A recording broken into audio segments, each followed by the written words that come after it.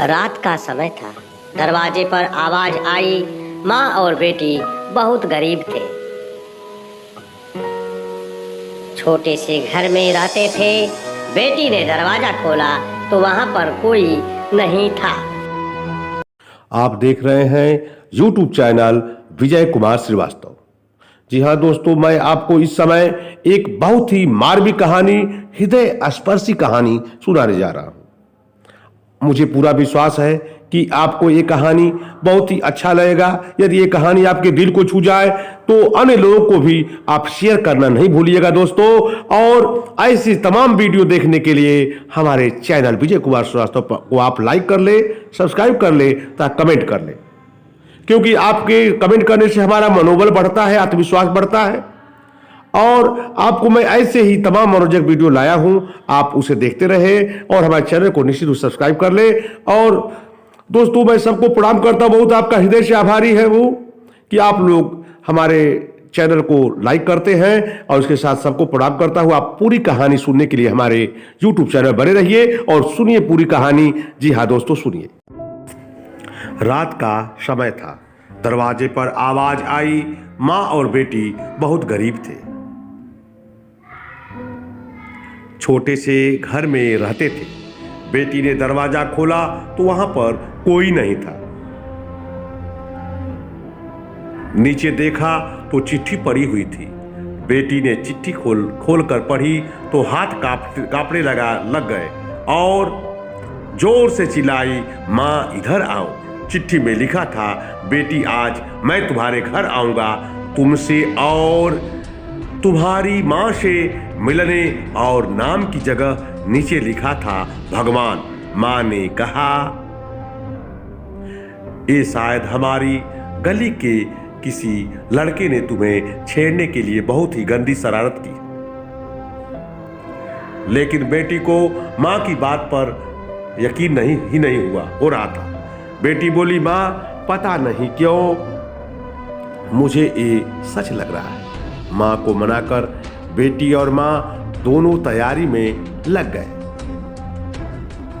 घर भले ही गरीब था लेकिन दिल बहुत अमीर।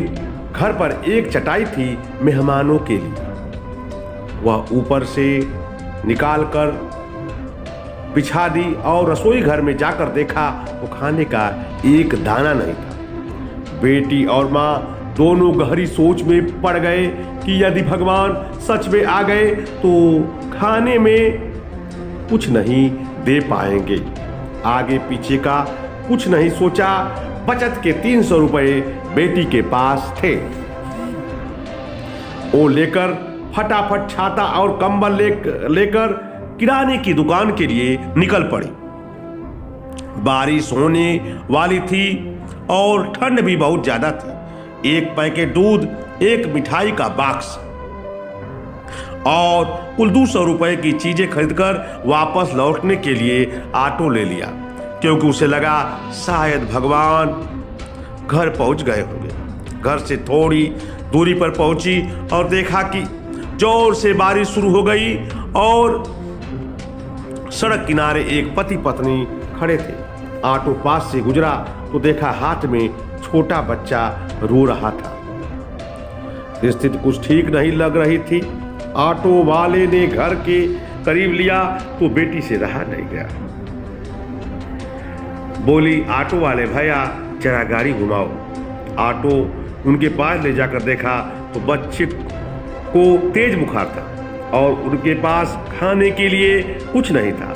एक तरफ भगवान घर पर आने वाले हैं और दूसरी तरफ ये समस्या। बेटी ने सोचा, भगवान को मना लूंगी, लेकिन यदि इन्हें ऐसे ही हाल में छोड़ दिया तो भगवान बिल्कुल भी माफ नहीं करेंगे। बेटी ने जो जो खरीदा था सब उनके हाथ में थमा दिया और तो और 50 रुपए भी दे दिए और बोली, अभी मेरे पास इतने ही है इसलिए इतने रख लीजिए। बारिश हो रही थी तो छाता भी दे दिया और बच्चे को ठंड ना लगे इसलिए कंबल भी दे दिया। वहां से फटाफट घर पहुंची, ये सोचकर कि भगवान आ गए होंगे, लेकिन दरवाजे पर मां खड़ी थी। बोली, बेटी आने में इतनी देर क्यों लगा दी, और ये देख एक और चिट्ठी आई है, पता नहीं किसकी है। बेटी ने चिट्ठी खोली और पढ़ना शुरू किया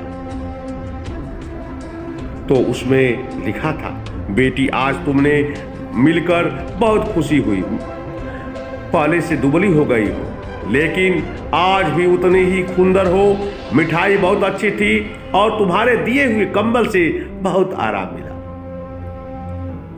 छाता देने के लिए धन्यवाद बेटी, अगली बार मिलते ही लौटा दूंगा। बेटी के तो होश उड़ गए। निशब्द होकर पीछे मुड़कर सड़क किनारे देखा तो वहां कोई नहीं था।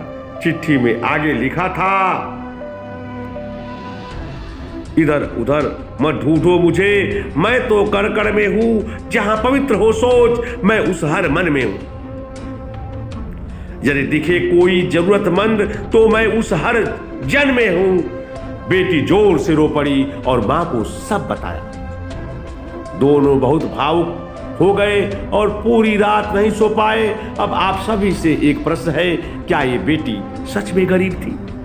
सोचिए और आप अपने दिल को इस सवाल का जवाब दीजिएगा, क्योंकि व्यक्ति मरने के बाद अपने साथ पैसे नहीं बल्कि कर्म लेकर जाता है, और जरूरी नहीं कि हर पैसे वाला व्यक्ति अच्छे कर्म लेकर जा रहा। इसलिए कोशिश करें कि पैसों से अमीर हो या गरीब, लेकिन कर्म से अमीर जरूर बने। कहानी अच्छी लगे तो शेयर जरूर करें।